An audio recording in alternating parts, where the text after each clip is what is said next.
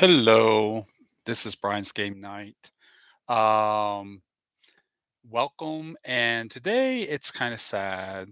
The artist Russ Nicholson, who I believe he was originally from England and may have moved to America. I don't know if that's true, but he did a lot of art for role-playing games, especially during the 70s and early 80s.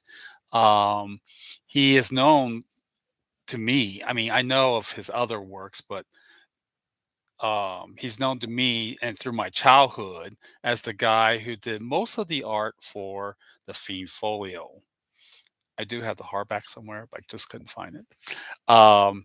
This is for the Advanced Dungeons and Dragons First Edition game line, and I like to, you know, when someone dies, it's interesting because the book has now been closed. They're they're not going to create anything of it anymore. They're not going to say anything anymore. And so now we can see his life, um, that damn camera. We're going to see his life on a larger scale. And it's all there now. It's all there to be said. When you're alive, you're able to change things you've said in the past, or to or change your perspective and what you felt about things you've done in the past. But now, when you're dead, you cannot.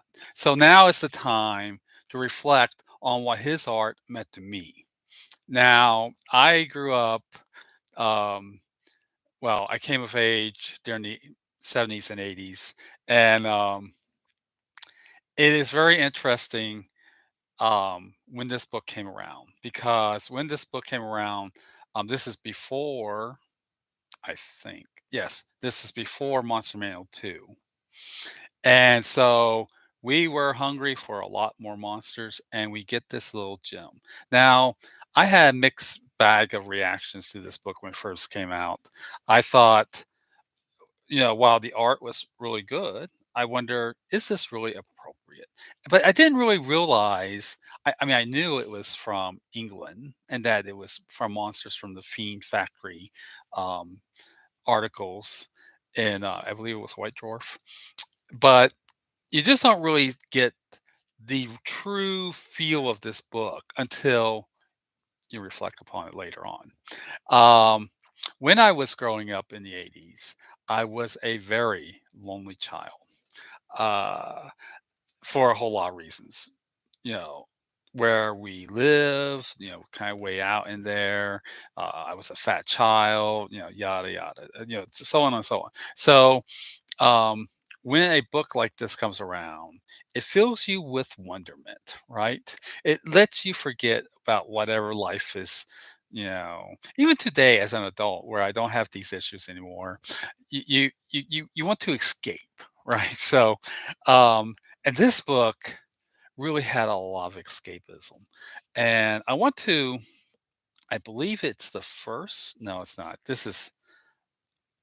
I want to look upon some of the work in here by him. Now, he did. I'm going to say he does about 80% of this book, um, a good number of it, of the illustration. But it's the large page illustrations like this. There's the Githyanki fighting a group of adventurers. What an amazing! I mean, and you could argue, when you're talking about style, like let's say Jeff D, who was doing art right around the same time, though I believe Nicholson's older than Jeff D. So we can say like Jeff D's is more polished, it's more refined, but but they're both it's the story that the picture tells. You know, they got the swords drawn. The fighter is trying to take front line. There's a spell caster. He's casting a spell. The little thief is cowering like a little bitch. I love that. Also, I think it's interesting. Well, here's another one. The grill. I mean, what an amazing. There's the little dwarf. another spellcaster and fire, and in that corner, one of the other monsters in the book. I can't remember. I think not Meanlock. I can't remember what they're called. Um, just an amazing thing, and it has that sort of air of, and I'm certain that's one of the reasons they hire him to do the book. It has that sort of air of English art from the 70s, right? English fantasy art. I mean, it's interesting. You can say, well, what's the style of English fantasy art during the 70s? Well, it's Russ Nicholson.